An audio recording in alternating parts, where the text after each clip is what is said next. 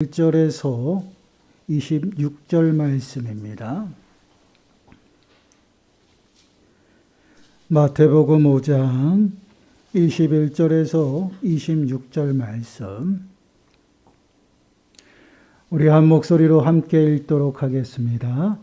옛사람에게 말한 바 살인하지 말라, 누구든지 살인하면 심판을 받게 되리라 하였다라는 것을 너희가 들었으나 나는 너희에게 이르노니 형제에게 노하는 자마다 심판을 받게 되고 형제를 대하여 나가라 하는 자는 공회에 잡혀가게 되고 미련한 놈이라 하는 자는 지옥불에 들어가게 되리라. 그러므로 예물을 제단에 드리려다가 거기서 네 형제에게 원망 들을 만한 일이 있는 것이 생각나거든 예물을 제단 앞에 두고 먼저 가서 형제와 화목하고 그 후에 와서 예물을 드리라. 너를 고발하는 자와 함께 길에 있을 때에 급히 사화하라. 그 고발하는 자가 너를 재판관에게 내어주고 재판관이 옥리에게 내어주어 옥에 가둘까 염려하라. 진실로 내게 이르노니 네가 한 푼이라도 남김이 없이 다 갚기 전에는 결코 거기서 나오지 못하리라. 아멘. 오늘 말씀은 살인에 관한 말씀입니다. 예수님께서는 율법에서 살인하지 말라라는 이 말씀을 통해서 이 서기관과 바리새인보다 더 나은 의를 행하며 살아가는 그 삶의 모습에 관하여서 이제 선포하고 있어요. 그것은 율법에서 살인하지 말라라는 이 율법을 새로운 기준으로 좀 더 확장시켜서 말씀을 하고 있어요. 오늘 말씀을 통해서 정말 서기관들과 바리새인들보다 더 나은 의가 무엇인지를 깨닫는 시간들이 되시고요. 말씀을 통해서 우리의 삶을 좀 점검하시고 또한 우리의 삶을 살피시길 바랍니다. 그러므로 정말 하나님의 백성의 삶을 살아가시고요. 또한 하나님 나라의 풍성한 그 은혜 가운데 거하는 저와 여러분들이 되시기를 간절히 축원합니다. 본문 21절과 22절 말씀을 한번 보시기를 바라요. 옛사람에게 말한 바 살인하지 말라.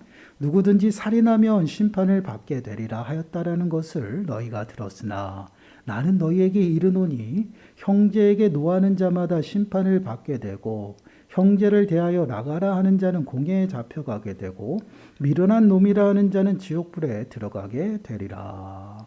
옛사람에게 말한 바와 같다라고 말씀을 하고 있어요. 옛사람에게 말한 바, 이것은요 모세를 통해서 주어진 그 십계명에 관한 말씀이죠. 십계명 6번째 계명을 보시면요 살인하지 말라라고 말씀을 하고 있죠.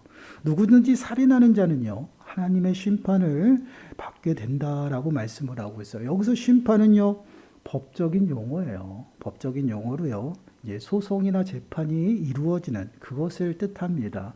이스라엘의 이제 기본적인 그 법에 대한 것은요 모든 재판이 무엇에 중심을 두고 있어요? 하나님 중심이라는 것이에요. 여호와 하나님께 중심을 두고 있고요. 그 살인은요 하나님의 뜻에 위배되는 그러한 것입니다. 사람이 다른 사람의 생명을 파괴하는 행위이기 때문에 이는 어떻게 보면 창조주 하나님, 모든 생명의 근원이 있고 생사화복에 주장하시는 그 여호와 하나님을 대적하는 일이에요.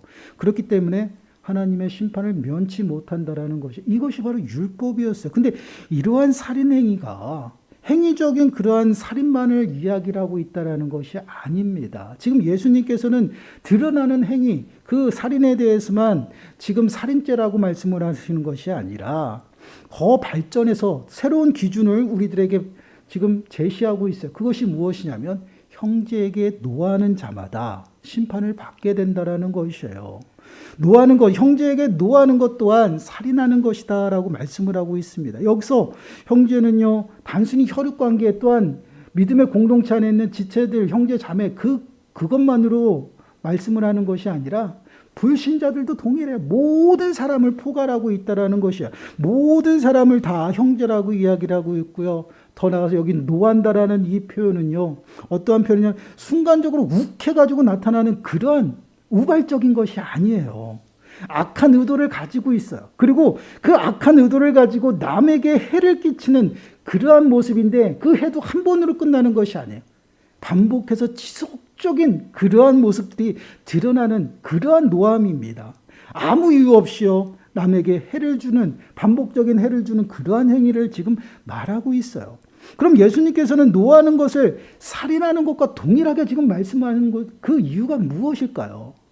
그 이유는요, 많은 경우에 살인이요, 바로 어디서부터 출발하냐면요, 나의 마음속에서 노하는 것과 미워하는 것에서 비롯된다라는 것이에요.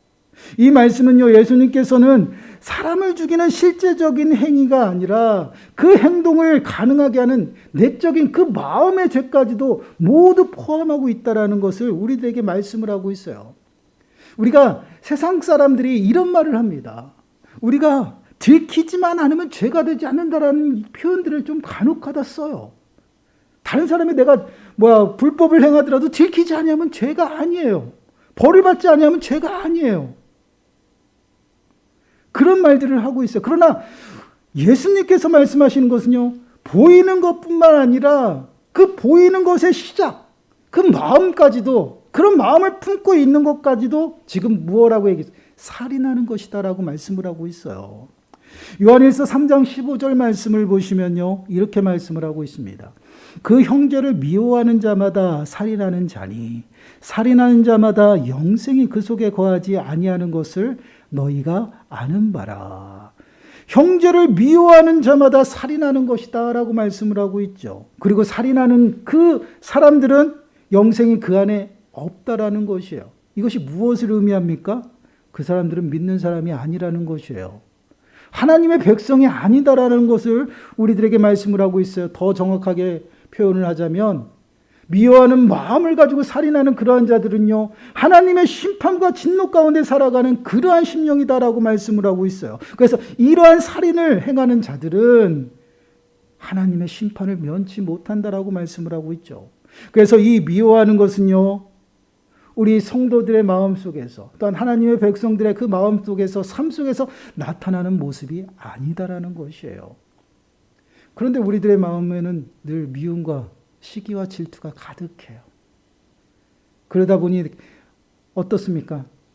이웃에게, 형제들에게 공격적인 성향들이 많이 나갔잖아요. 이것이 우리 연약한 인생들의 모습이에요. 그러나 성경에서 또한 하나님께서 우리들에게 말씀하시는 것은요, 이러한 모습은요, 믿는 자의 모습이 아니다라고 말씀을 하고 있어요. 골로새서 3장 8절 말씀을 보시면요, 이렇게 말씀을 합니다. 우리 한 목소리로 읽어보겠습니다. 시작. 이제는 너희가 이 모든 것을 벗어버리라. 곧 분함과 노여움과 악의와 비방과 너희 입에 부끄러운 말이라. 너희가 이 모든 것을 벗어버리라. 누구에게 말하고 있습니까? 새 사람을 입은 성도들에게 이야기하고 있다는 것이에요. 무엇을 벗어버려요? 분함과 노여움과 악의와 비방과 너희의 입에 부끄러운 말들, 온갖 더러운 것들은 너희가 이름조차도 부르지 말라라고 말씀을 하고 있죠. 누구에게? 성도들에게 하는 말이에요. 세상 사람들에게 하는 말씀이 아닙니다. 이 하나님의 말씀은 누구에게 줬어요? 믿는 자들에게 준 거예요. 왜 줬습니까? 예수 그리스도를 깨닫고 믿음 가운데 고백하게 하도록 그렇게 주셨고요. 더 나아가서는요, 하나님의 사람으로 온전히 살아갈 수 있는 방법을 가르쳐주고 있는 그것이 바로 하나님의 말씀이에요. 믿는 자들에게 주신 거예요. 그럼 이 말씀은 누구에게 하고 있어요? 믿는 자들에게 하고 있다는 것이에요. 뭐라고 말씀하면 이러한 모습으로 살아가야 된다. 이러한 모습은 성도가 아니다라는 것이에요. 이러한 모습으로 살아서는 안 된다라고 말씀을 하고 있어요. 이렇게 이 모든 것을 버려야 한다라고 말씀을 하고 있죠. 오늘 본문에서도 동일하게 말씀을 하고 있어요. 살인이라는 것은 그냥 보이는 것으로, 불법이라는 것은 보이는 것으로 끝이 아니다라는 것입니다. 우리 마음에 그 불법을 품고 그것으로 인해서 그 행동이 나온다라는 것을 예수님께서 우리들에게 경고하고 있는 말씀이에요. 그렇기 때문에 우리들의 마음속에서 형제를 미워하는 것도 곧 살인이고 노하는 것도 곧 심판을 면치 못한다라고 말씀을 하고 있어요. 그 마음에 가지고 있는 것이 결국은 어디로 드러납니까? 입술로 나타나는 것이에요. 그래서 입술을 통해서 욕을 하고 또한 입술을 통해서 모욕과 멸시를 하는 것도 살인죄라고 이야기를 하고 있는 것이에요. 여러분 야고보서 3장 8절 말씀을 보시면요. 이렇게 말씀을 합니다. 혀는 능히 길들일 사람이 없나니 쉬지 아니하는 악이요 죽이는 독이 가득한 것이라. 우리의 지금 혀를 말하고 있어요. 다른 사람의 혀가 아니라 내 혀를 말하는 것이에요. 우리의 혀가 그 어떠한 사람도 나 스스로도 그 어떤 사람도 길들일 수가 없다라는 것이에요. 그만큼 이 혀는요. 굉장히 능력이 강해요. 사람을 죽이기도 살리기도 하는 것이 바로 우리의 혀입니다. 얼마나 말이 굉장히 중요하죠. 근데 그 말이 어디서부터 나? 우리의 심령 깊은 곳에서 나오는 거예요. 마음에 품은 것이 밖으로 나오는 것이에요. 미워한 마음, 시기와 질투 가운데 있는 그 마음들이 그곳에 있는 것들이 입술을 통해서 상대방에게 멸시하고 천대하고요. 더 나아서 조롱하는, 더 나아서 욕하는 그러한 모습들이 나타나죠. 그래서 오늘 본문에서도 그러잖아요. 라가라는 욕을 하는 거예요. 라가라는 표현이 나오는데 이것은 미련한 놈이라는 표현이 나와요. 이 또한 두 가지가 나오고 있어요. 이것은요 그 당시에 욕이에요. 욕. 라가라는 이 단어는요 상대방에게 돌대가리, 미련한 놈 그러한 욕입니다. 그런데 그 미련한 놈은 어떠한 표현이에요? 동일해요. 멍충이, 바보 이러한 표현이에요. 이러한 표현을 가지고 입술을 통해서 욕을 통해서 사람을 모독하고 멸시하며 깎아내립니다. 그런 욕에 해당되는 단어였어요. 그것을 하는 자들은 어떻게 됩니까? 미련한 놈이라고 하는 자는 지옥불에서 던져진다고 했어요. 지옥불에 들어간다라고 했어요. 나가라고 욕하는 자들은요 어떻게 공회로 끌려간다라고 얘기해서 심판받는다라는 얘기예요.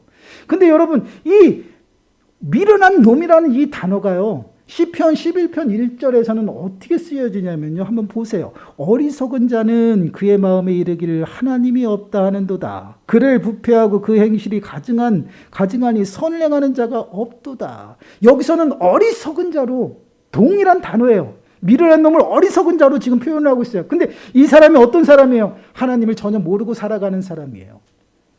가증한 삶 속에 살아간다라는 것이 얼마나 그 모욕적인 말이에요. 이 미련한 놈, 나가라는 이 단어 자체가. 그 당시 이런 욕을 사용하고요. 상대방을 멸시하며 깎아내려서요. 그 사람을 어떻게 해요? 죽이는 거예요. 오늘날에도 동일하잖아요, 여러분. 우리 입술로, 우리의 말로 충분히 사람을 죽일 수가 있어요. 과학적으로도 증명이 됐잖아요. 자라난 꽃을 보고 막 욕해보세요. 죽어버려요. 근데 그 나무에게, 그 자라난 식물에게 사랑한다, 사랑한다 그러면 그 나무가 너무 잘 자라요. 이것이 말의 능력이에요. 근데 그것을 우리 식물이 아니라 사람에게 한다고 생각해 보세요. 다 죽습니다. 이러한 모습들, 이러한 것들이 다 살인에 돌아간다고 생각해요. 우리는요, 흔히 정말 사람을 쳐서 뭐 어떻게 해서 죽이는 사람만 살인자라고 생각을 해요. 그러나 예수님은 그렇게 말씀을 하지 않습니다. 우리들의 마음밭에 미워하는 마음, 노하는 마음, 더 나아가서 시기, 질투, 분냄 이 모든 것들을 가지고 있는 것들이 바로 살인이다라고 얘기를 해요. 왜요? 그것으로 인해서요. 우리의 입술을 통해서 사람을 멸시하고 천대하면 그들에게 죽이는 행위들이 나타난다는 것이에요. 결국은 이러한 모습을 통해서 하나님 앞에 뭐요? 심판받는 것이에요. 절대 그 심판을 면할 수 없다라고 말씀을 하고 있어요. 그래서 마음과 말로 사람에게 모욕을 주고요. 멸시하는 것은요. 하나님께서 기뻐하시는 그러한 모습이 아니다라는 것이에요. 오늘 그래서 23절과 24절 말씀 보세요. 이러한 자들이 어떠한 모습으로 빨리빨리 그 죄를 어떻게 해결해야 되는지 설명하고 있어요. 23절, 24절 말씀 보시면 그러므로 예물을 제단에 드리려다가 거기서 네 형제에게 원망 들을 만한 일이 있는 것이 생겨나거든. 예물을 제단 앞에 두고 먼저 가서 형제와 화목하고 그 후에 와서 예물을 드리라. 시기와 질투가 가득하고요. 미운 마음이 가득한 그러한 상태에 예배를 드리러 나오면 하나님께서 기뻐하시지 않는다라는 것이에요. 그 예배를 받지 않으신다라는 것이에요. 그렇기 때문에 그러한 마음을 가지고 나오지 말라는 것이에요. 만약에 그러한 마음을 가지고 나왔으면 예배보다 더 우선이 되는 것이 무엇이냐? 가서 먼저 화해하고 오라는 것이에요. 왜요?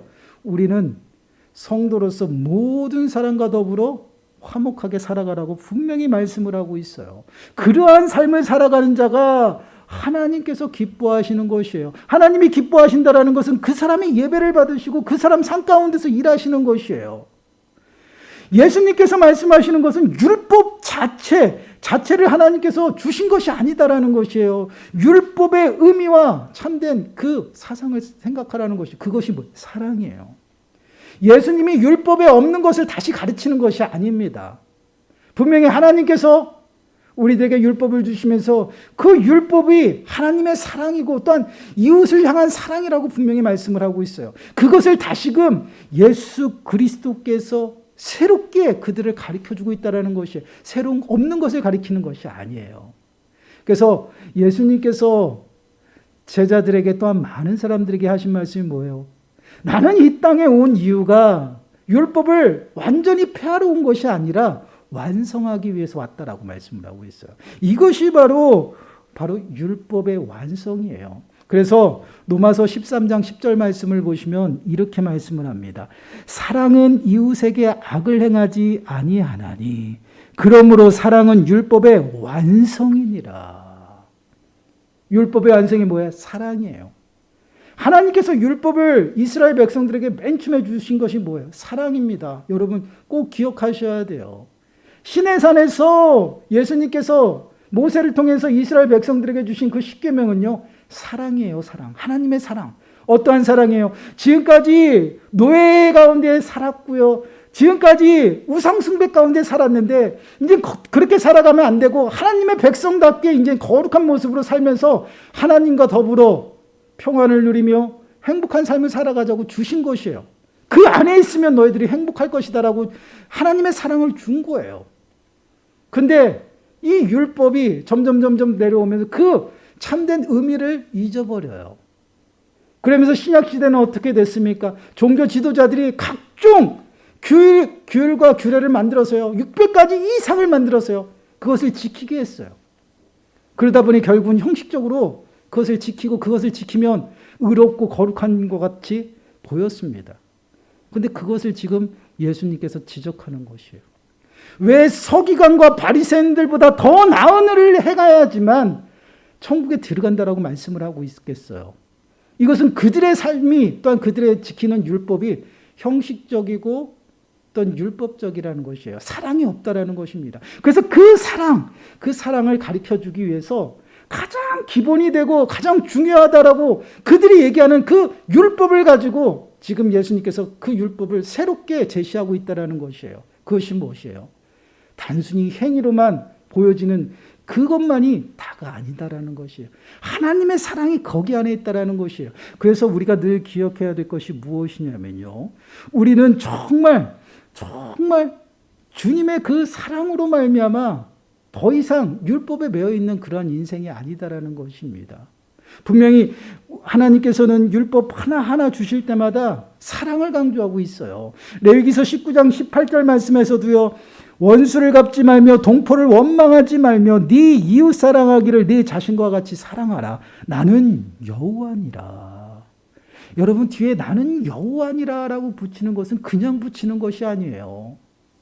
하나님이 너희에게 베풀었고 너희에게 구원하였고 너희에게 주신 율법의 수요자라는 것이에요. 그 율법의 수요자가 지금 그들에게 말씀을 하고 있어요. 원수 갚지 말라. 왜 원수 갚지 말라라고 말씀하고 있어요? 원수를 갚음으로 죄를 범해요. 하나님의 사랑께서 떨어지는 거예요. 그래서는 안 된다. 원망하지 말라. 네 이웃 사랑하기를 네 자신과 같이 사랑하라. 사랑이에요. 그 사랑을 그들에게 주셨다라는 것이에요. 이것이 온전히 순종으로 나타날 때 사랑이 완성되어지는 겁니다.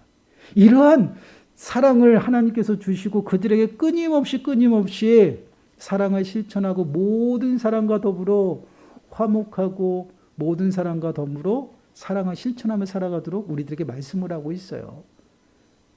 그래서 모든 예배보다, 형식적인 것보다 참다운 순종을 주님께서 원하시는 것이에요. 그래서 하나님께서는 분명히 말씀하시잖아요. 너희들의 제사보다는 순종이 더 낫다라고 말씀을 하고 있어요.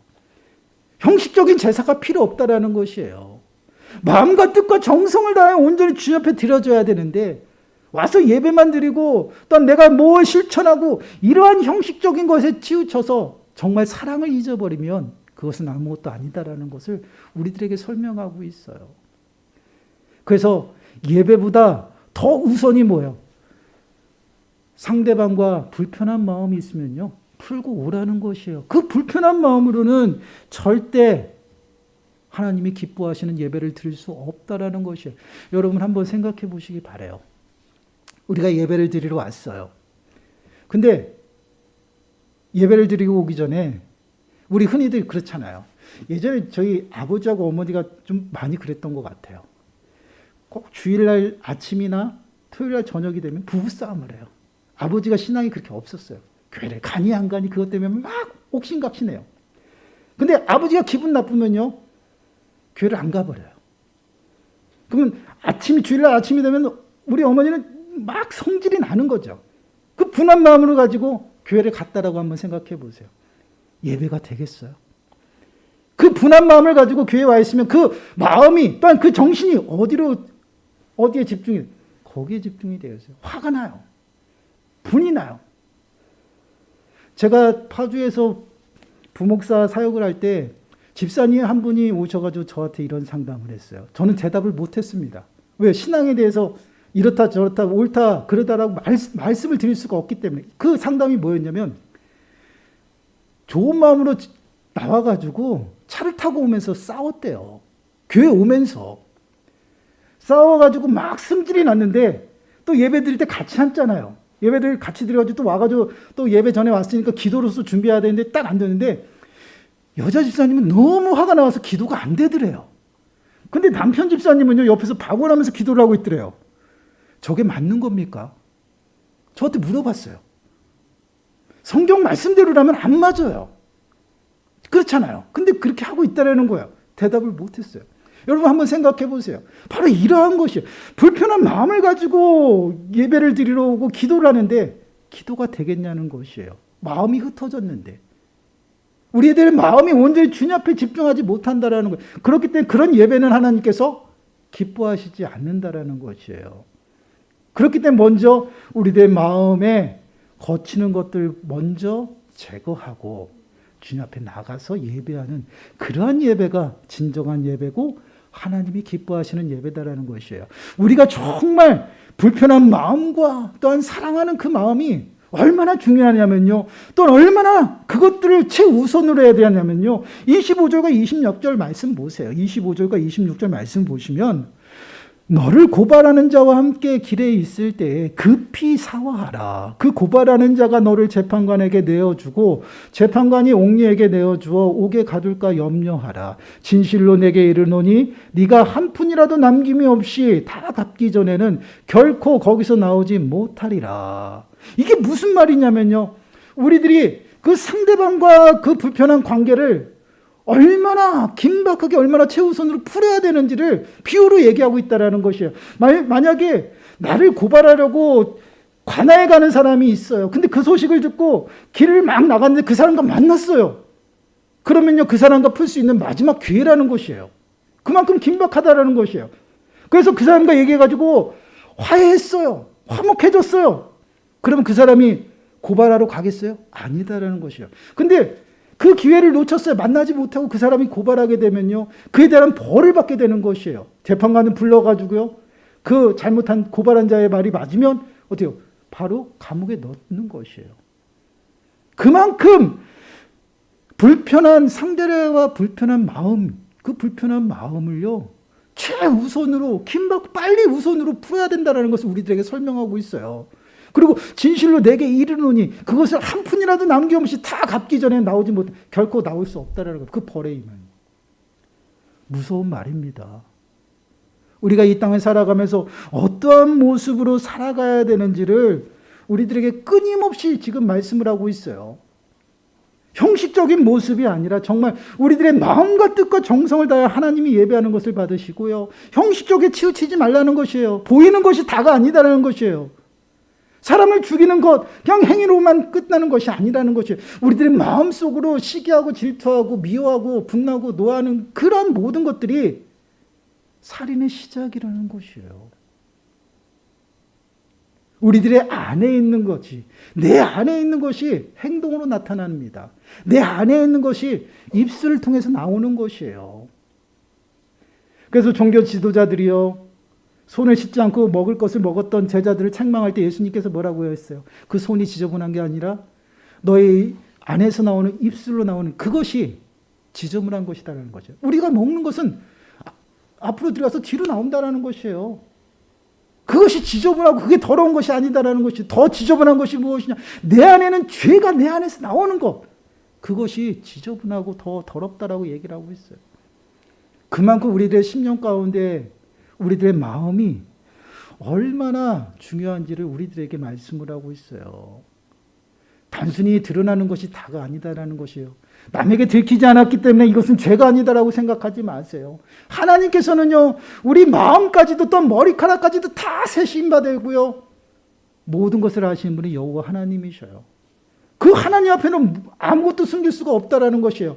주님이 오시는 그때는요, 내가 벌거벗고 주님 앞에 서는 것이에요. 다 드러난다라고 말씀을 하고 있습니다. 그렇기 때문에 지금 주님께서 하시는 말씀들은 우리들의 마음속에 있는 그 미움과 다툼과 모든 시기와 질투까지도 다 버려야 된다라는 것이에요. 그리고 우리들의 마음속에 정말 그 사랑하는 마음으로 온전히 사랑을 실천하며 살아가는 것이 바로 성도의 삶의 모습이고, 이것이 바로 하나님 나라의 삶의 모습이에요. 이러한 자들만이 천국에 들어갈 수 있다라는 것이에요. 서기관과 바리새인들이 말하는 의는요, 형식적인 겁니다. 그것을 다 지키면 다 의롭다라고 생각했어요. 그런 의가 아니라 정말 마음과 뜻과 모든 것들을 다 집중해서 하나님이 말씀하신 그 하나님의 백성답게 구별된 모습으로 살아가야지만 된다라는, 그들과 달라야 된다라는 것이에요. 그것이 무엇이에요? 내 마음까지도, 마음에 품은 모든 것까지도 다 주님 앞에 낱낱이 그대로 보응받는다라는 것이에요. 여러분, 우리가 늘 기억할 것은요, 하나님은요, 사랑이십니다. 하나님께서 우리들에게 무리한 걸 요구하시지 않아요.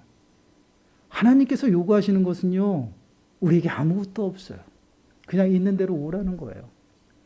하나님이 사랑을 베풀었기 때문에 그 사랑 안에서 살아가면 돼요. 그것이, 그 사랑이 절로 내 안에서 흘러 넘치는 겁니다. 우리가 한다고 해서 되는 것이 아니에요. 우리는 아무것도 할 수 없어요. 포도나무에 가지가 붙어 있으면요, 마땅히 많은 열매를 맺게 해요. 왜요? 농부가 관리하기 때문에. 이것이 열매 맺는 법칙입니다. 우리들의 삶에도 동일해요. 우리가 할 수 있는 건 아무것도 없어요. 우리가 온전히 천국 백성으로서 하나님의 그 말씀에 굳게 서 있는 것이에요. 그러면 하나님께서 기르시고 먹이시고 돌보셔요. 그리고 열매를 맺게 하십니다. 왜요? 농부는요, 열매를 얻어야 돼요. 하나님은 우리들의 삶을 통해서 영광 받기를 원하십니다. 그렇기 때문에 그 영광 안에 우리를 늘 머물도록 살아가도록 하시죠. 그래서 우리들에게 끊임없이 사랑을 베푸시고요, 그 사랑이 우리들 가운데서 넘쳐 흘러서 그 사랑이 이웃들에게 흘러 들어가도록 하신다는, 그것이 무엇이냐? 하나님을 사랑하고 네 이웃을 사랑하라는 것이에요. 이것이 율법이고 계명이고요, 하나님의 말씀이에요. 이것보다 우선이 되는 것이 없어요. 이 사랑을 우리들에게 보여주기 위해서 당신의 독생자 예수 그리스도를 이 땅에 보내주시고요, 십자가의 죽음까지도 내놓으셨어요. 아무 죄도 없고 아무 상관도 없는 그 예수 그리스도, 독생자 예수 그리스도를요, 나를 위해서 십자가에 내놓으셨다는 것이에요. 그리고 죽으시고 3일 만에요, 다시 살리셨어요. 왜요? 우리를 이제 더 이상 사망 가운데 두시지 아니하고 생명으로 옮기셔서 영원한 생명 가운데 하나님과 함께 평안을 누리며 살아가도록 만들기 위해서 그 사랑을 우리들에게 베푸셨다라는 것이에요. 그렇기 때문에 우리도 그러한 삶을 동일하게 살아가라고 말씀을 하고 있어요. 사랑은 실천하고요, 모든 사랑과 더불어 화목하게 살아가라는 것이에요. 나를 포장하고 또한 외식하고 그러한 모습 가운데 살아가지 말고요, 모든 것을 다 나타내며 살아가는 것이에요. 이것이 바로 하나님의 말씀입니다. 그래서 고린도전서 13장 1절에서 3절 말씀 보시면요, 이렇게 말씀을 하고 있어요. 우리 한 목소리 읽어보겠습니다. 시작. 내가 사람의 방언과 전사의 말을 할지라도 사랑이 없으면 소리나는 구리와 울리는 괭가리가 되고, 내가 예언하는 능력이 있어 모든 비밀과 모든 지식을 알고 또 산을 옮길 만한 모든 믿음이 있을지라도 사랑이 없으면 내가 아무것도 아니요, 내가 내게 있는 모든 것으로 구제하고 또 내 몸을 불사르게 내줄지라도 사랑이 없으면 내게 아무 유익이 없느니라. 아멘. 바로 이 모습이 하나님 나라의 모습이에요. 사랑이 빠지면요, 아무것도 아니에요. 하나님의 사랑이 없으면요, 우리 또한 아무것도 아닙니다. 또 우리가 행하는 모든 것들 선을 행한다라고 하지만 하나님의 사랑이 없으면 그것은 아무 유익이 없고요, 아무것도 아니다라는 것이에요. 이 사랑을요, 우리들에게 베풀어 주셨고요, 이 사랑을 우리들의 삶 가운데 실천하며 살아가라고 우리들에게 말씀을 하고 있어요. 한번 우리들의 모습을 한번 돌아보시길 바라요. 한번 살펴보시길 바라요. 우리는 어떤 모습으로 지금 살아가고 있는지. 더 간단해요. 우리가 지금 이 자리에 나와 있으면 우리들의 마음은 어떠한 상태인지 한번 돌아보시기 바라요. 혹시 우리는 원망과 불평 가운데 있는 그런 마음을 들고 나오지 않았는지, 또한 시기와 질투 가운데, 또한 미운 마음도 있을 거예요. 저 또한 마찬가지예요. 없다 그러면 거짓말이죠. 사람이기 때문에, 연약하기 때문에. 그러나 그러한 마음까지도 다 내려놓으라고 그래요. 그러기 위해서는요, 주님이 필요해요. 성령의 충만한 가운데, 말씀 가운데 붙들려 살지 않으면 아무것도 그것을 감당할 수 없어요. 그렇기 때문에 우리는 끝까지 늘 매 순간순간 말씀에 붙들려서요, 성령을 구하고요, 주님의 도우심을 구하며 살아가야 된다는 것이에요. 그 도우심 가운데 살아갈 때 우리들의 삶 가운데서는요, 사랑에 충만하고 또한 그 사랑을 실천하며 살아갈 수가 있어요. 이 말씀은요, 진리예요, 진리. 여러분, 성령 충만한 가운데 있을 때는요, 미워하는 사람도요, 미운 마음이 사라진다니까요. 여러분, 이건 진리예요, 진리. 왜요? 내가 하는 것이 아니에요. 내 안에서 성령 하나님을 통해서 예수님은 나를 위해서 어떻게 했는지 깨닫게 하시고요, 그 사랑을 받으니 다른 모든 그런 일들이 아무것도 아니에요. 결국은 미움이 사랑이 될 수밖에 없고요, 그를 위해서 기도하고 그를 위해서 축복할 수밖에 없는 거예요. 이것이 언제요? 성령 충만할 때, 주님의 인도하심을 받을 때, 성령의 도우심으로 살아갈 때라는 것이에요. 그렇기 때문에 우리가요, 정말 한 주간 우리가 구할 것이 무엇이에요? 성령 충만이에요. 성령 충만함을 구하시고요, 우리들을 말씀 위에 굳게 세워서요, 우리들의 미운 마음과 또한 시기와 질투, 또한 화난 그런 마음까지, 억울함까지도요, 다 주님 앞에 내려놓으시기 바라요. 그리고 정말 주님 앞에 도우심을 구하시기 바라요. 그러면 주님께서 반드시 찾아와서 도우시고요, 더 나아가서는요, 그 미움이 사랑으로 변하는 놀라운 역사가 저희들 가운데 나타날 줄 믿습니다. 그러한 사랑으로 한 주간도 열심히 사랑을 실천하면서 살아가시고요, 정말 그 실천하는 그 사랑 속에서 하나님의 사랑이 우리들의 삶 가운데 듬뿍 임해서 그 사랑 가운데에서 정말 주님과 동행하는 삶을 살아가는 저와 여러분들이 되시기를 간절히 축원합니다. 기도하겠습니다. 하나님, 그렇습니다. 저희들의 마음은 너무나도 연약해서 늘 미움과 시기와 질투 가운데 살아가는 저희들의 마음을 보게 됩니다. 그러나 그러한 마음이 하나님의 백성으로서의 삶을 살아가는 그러한 마음이 아님을 다시 한번 깨닫게 됩니다. 저희들의 연약함을 불쌍히 여기시고 저희들의 심령들 가운데 생수의 강이 흘러 넘치는 은혜를 더하여 주셔서 매 순간순간 성령의 충만함으로 우리의 모든 미움과 시기 질투를 아버지 하나님 사랑으로 바꾸게 하시고, 더 나아가서는 하나님의 사랑에 충만하여 그 사랑을 실천하며 살아가는 저희 모든 심령들이 되어줄 수 있도록 은혜를 더하여 주옵소서. 이 모든 말씀 예수님의 이름으로 감사하며 기도드리옵나이다. 아멘. 찬송가 327장입니다.